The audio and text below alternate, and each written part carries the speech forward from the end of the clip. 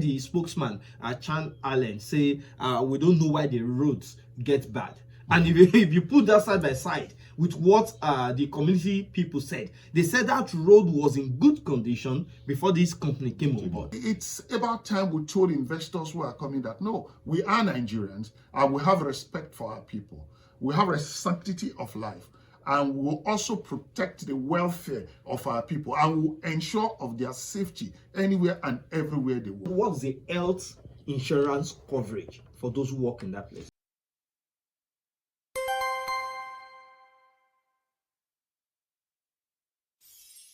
One family, one radio. The operator was already taken away. What really happened was this. The operator died inside the control. When he died, like they normally do, they will pick the cup, put inside the trash to go and bury it. We have a photograph of it, and I will give it to you. When they now got to Utesi town hall, the community boys now saw full of blood coming out of it from a truck. From a truck? Yeah, from the truck. That's what they normally do. Then the community boys now accosted that vehicle. Yes. They now said, go back to where you are bringing this truck from. That was how they now came back to the community. They now have overpowered the soldiers. They now took the cops right inside the company. Exactly. The incident happened. The incident, just this place, nothing in there. Okay, here. Yes. Did you see that? Did you see that hole? Okay. He was driving the forklift. Yes. On such wide road, I don't understand why. Most of them, we forced them to wear helmets and other labor things, but some of them they just don't listen. And first we just notice them, then find them. But if they still insist not to listen, and we will finally fire them.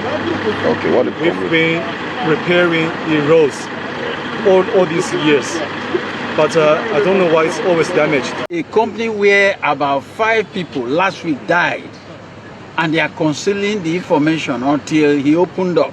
He was pressurized to open up. It's really disheartening.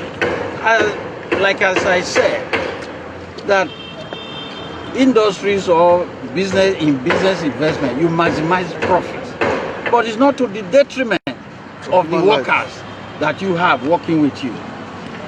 We go around the factory sites, you could see that there is no safety equipment, no helmet, boots are not there, all other environmental, and he confirmed to me that one died as a result of electrical issue.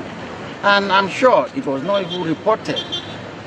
How long can we continue to have this in a place of this nature? Listen to the voice of the Commissioner for Labor and Productivity in Edo State, ACS here, and some members of the Utesi community, and Mr. Chang Li, who is the spokesperson for the RongTai Chinese firm. You know, one thing that irked me, and because I also hear this from a voice that I considered authoritative, which is the voice of the commissioner there, is that element of concealment. That the company, almost by maybe their official policy, to conceal when they have such fatality, like records death of a worker in their factory. They were trying to hide it. And we found that if not for what happened, that I think the youth of that community at the time they got to around the community town hall, demanded, I mean, the vehicle that was, the truck that was used to carry the corpse, blood was streaming out of it. And they directed that the truck should go back to the factory. Now, what I do not understand is that, does it mean that if there is an accident in the place of work and a fatality is recorded, they conceal it?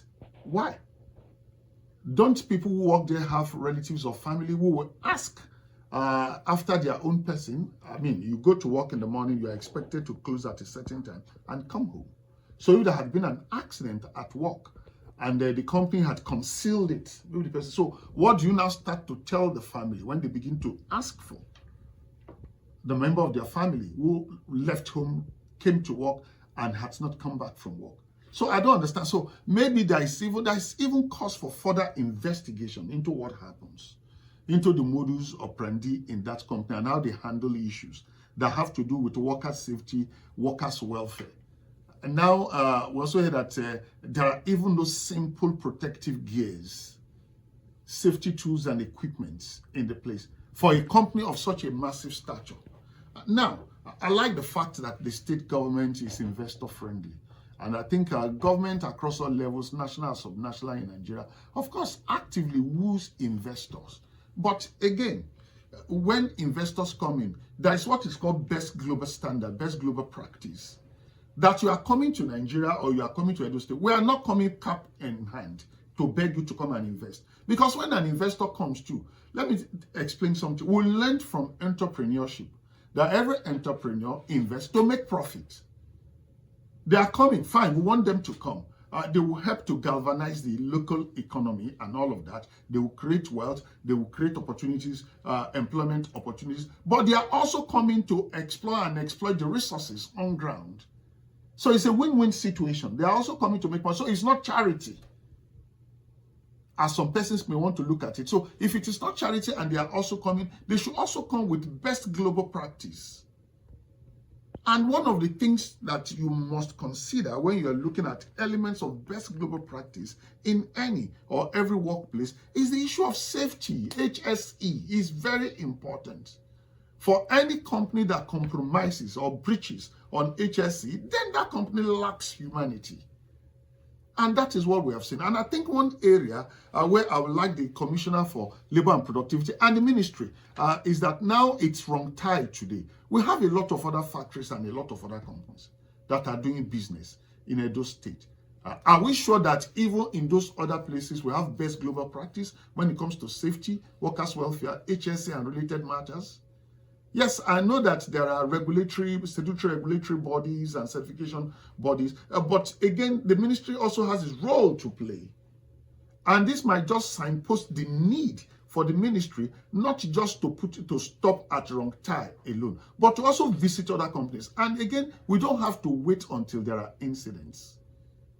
The deputy governor had to go there first because there was an incident there. And before the commissioner, the ministry now visited. Maybe the ministry has to make it a routine, since it's part of the mandate of the ministry to carry out this kind of inspection, this kind of visit. It's a very fundamental oversight for the ministry. Would have been urged, they should from time to time make it a routine visit to all these companies.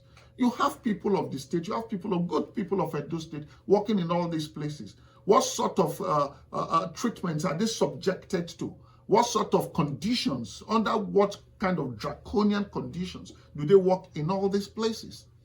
And to be sure that they are not experiencing what we call industrial slavery. It is important to make these visits. It is important for this all-important oversight from the ministry.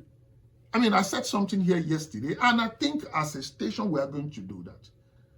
Factory workers' life and welfare matters, and we are open to partner with the Ministry for Labor and Productivity to embark on this. I mean, it's about time we told investors who are coming that no, we are Nigerians and we have respect for our people. We have a sanctity of life. And we will also protect the welfare of our people and will ensure of their safety anywhere and everywhere they work. This should be a standard that should be set. And I think from what has happened at RongTai is an eye-opener. It's an eye-opener.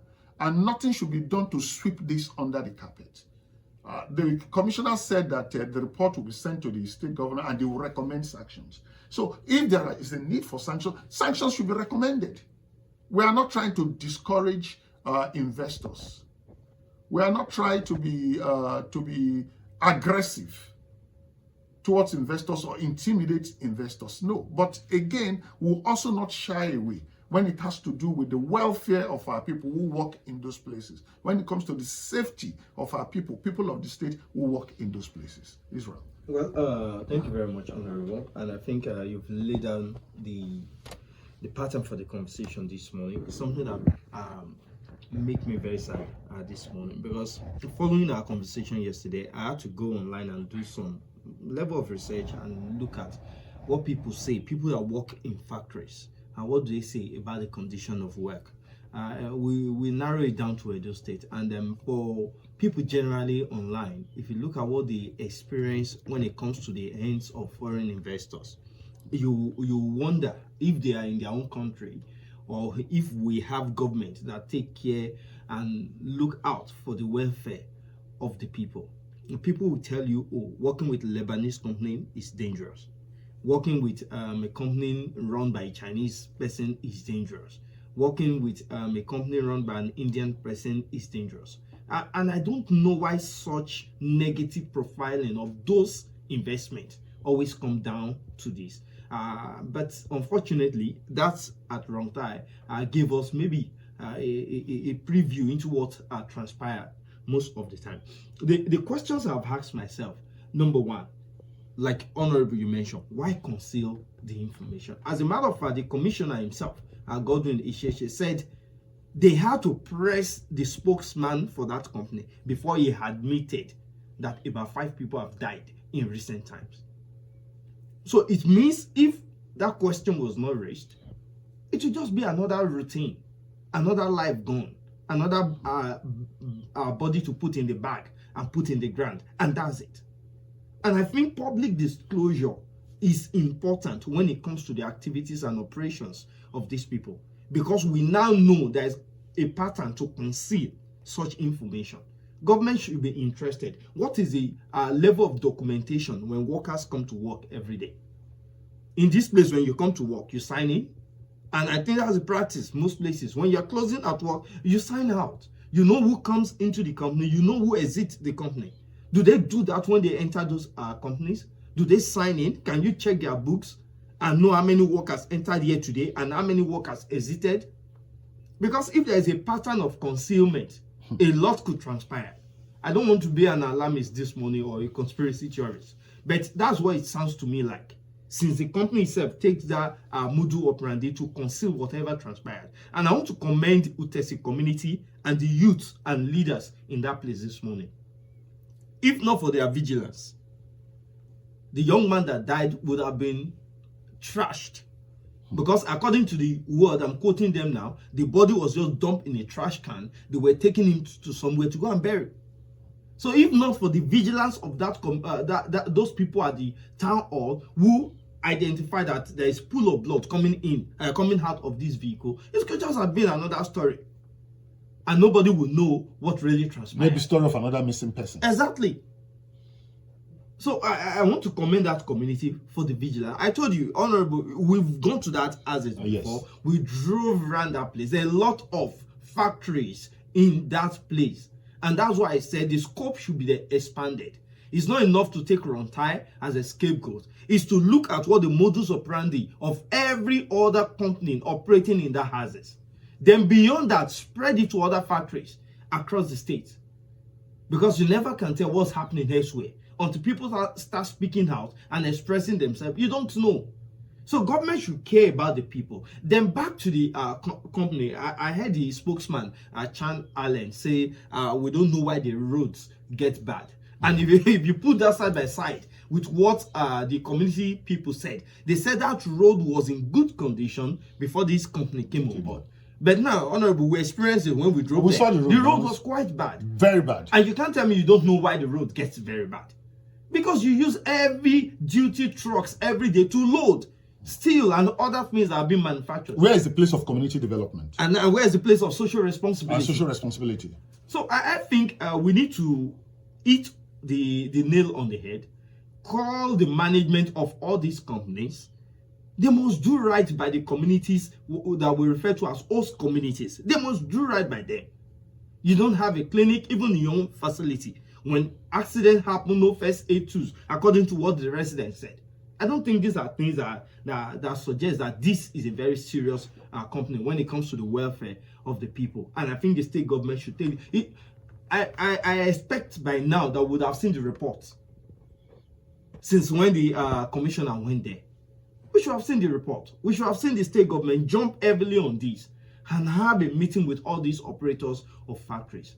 You can't treat Nigerians and the life of Edo people like peanuts. I thought in this country we also have what is called local content. Exactly. And if you set up shop or you set up business in a particular community, there should be some quota reserved for members of that community. Maybe that is also another area for the Commissioner for Labor and Productivity to beam his searchlight. Because thank God we brought this program back today. More eye-opening revelations are coming up. I think some time ago, I saw this particular interview of a Nigerian musician. His name is Balash Moda, and he talked about the fact that he was working in a factory before. But when he saw the way somebody was being treated, somebody that had an accident in there, that was the day that he told himself that, no, I need to stop this. Now, Paul, one of the things I noted here, I said, what's the health insurance coverage for those who work in that place? When we started this series yesterday, I spoke about bodies that have statutory responsibility for workers' welfare and their safety in the place of work. I mentioned NSITF. Mm-hmm. So I don't know how NSITF goes about its work when it comes to these companies, when it comes to factories. I mean, I've always heard sordid stories about what happened at factories, how the conditions there are always very harsh and almost slavish. And where there are accidents, how the person who suffers the accident is almost completely and totally abandoned. Completely and totally abandoned. So it can be happening. This is our own country. We are not talking about something that happens to Nigeria abroad now. Say when Nigerians travel abroad to certain countries that are in such countries. Nigeria. But this is Nigeria. And at least if you think we have the resources and this place is good enough, the ground is fertile enough for you to bring your investment, to bring your business, you have to do right by our people that work in such companies. The safety must be of prominent importance. Safety of the workers. And the issue of welfare must be on the front burner. You can imagine a company as large, as big as RongTai not having a health facility in their premises. And you have factory workers where accidents can happen at any point in time. Someone falls off a crane, maybe broke a limb or something, and there is a need for an immediate medical attention. Then what do you start doing when you don't have one readily on the premises? And valuable time can be wasted in trying to transport the person to the nearest place where such attention can be received. And so it's all shades of wrong. We're waiting for that report to come out, and if there will be sanctions, what sanctions will be. But like I said, this should not just be about RongTai alone. It's an opportunity to even carry out audits of safety, audit of workers' welfare in all those companies, all those factories in Utesi communities, and other industrial places in Edo State.